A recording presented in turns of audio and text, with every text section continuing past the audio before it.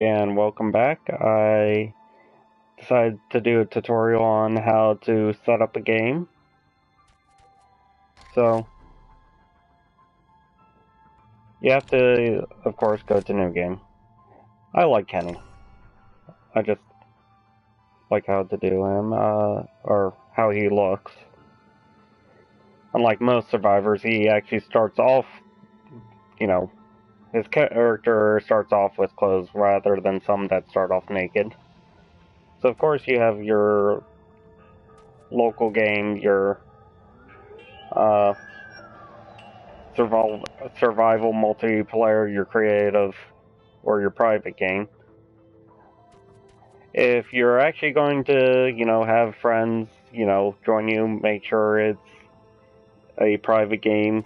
You don't want just any people joining you. And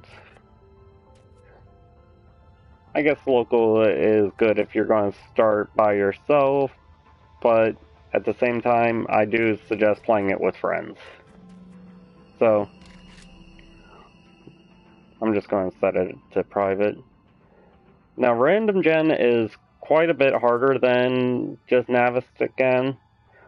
They do take two completely different strategies, but personally I kind of like to do random gen because you can easily look up a map for Naviscan and just... So, then you want to go to game options. Now, standard options, you want to, if you're just starting off, you want to keep it on Scavenger. Scavenger is like the easiest setting if you look to difficulties. And you will always want to keep zombies that they never run. Trust me, even just running at night, which I believe is the default, that can be very hard. You always want to keep zombie aggression low because, trust me, feral is terrifying. And you want to keep your days as long as possible.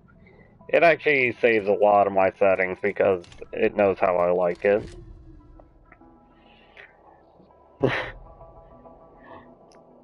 That can't be interpreted any way else.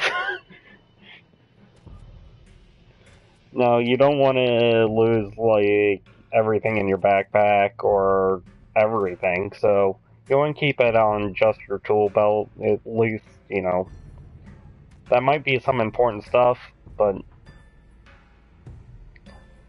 if you're smart, you can usually move everything to your backpack before you die. Of course, you don't want to drop anything when you quit.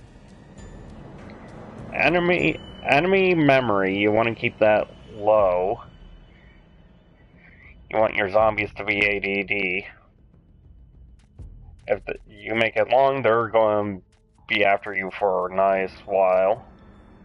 Any spawning, you want it to kind of keep it to very low to low, and kind of move that up as you get better.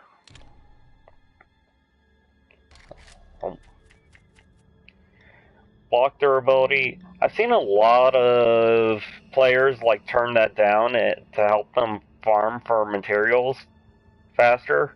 I like to keep it right at 100 because every one of them I've been in their worlds, their bases look like Swiss cheese because though they can farm for materials faster, zombies just go right through their base like it's nothing. The zombies don't care if it's concrete or not. It's actually, and I always even look at them and go, why did you turn it down? Well, I can farm for materials faster. Trust me, it's not worth it if the zombies can just tear through your base like it's paper. Loot respawn time. You want to actually keep that low, but not disabled. What that'll do is, say there's a library that you go and raid. Trust me, libraries are very important. Once every 5 days, you'll be able to, go back there and re-raid it, because all the loot in the library will just have respawned. Loot abundance, you want to keep that at 200. That makes it that a lot more stuff spawns in and just gives you a higher drop chance of items. Airdrops, you want to keep that at 24. That means every day at like noon, there will be a crate of supplies that'll drop. Hopefully it'll be close to you, but it's not always guaranteed that it will be. But you can get a lot of good stuff from there that's very helpful. Again, you want to keep the 24-hour cycle to make your days as long as possible. If you want to fast forward in time, you can always turn those times down. I've actually done that to speed up like blood moons. Well, get to the blood moon faster. Of course, you want the airdrops to be marked. And some people like to do cheat mode on that will allow you to like load items in. Personally, I like to keep it off. Now, I have seen a lot of people say, you know, to start off with, you should actually disable zombies, which is an option. But, yeah, right here, with just disabled zombies. But, personally, I don't like it when you just full out disable zombies, but it is a good idea. Surviving in this game can be pretty difficult, especially for new players. So,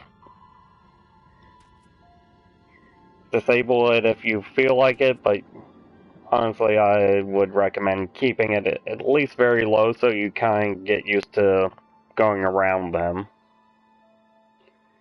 And hope you guys keep on surviving.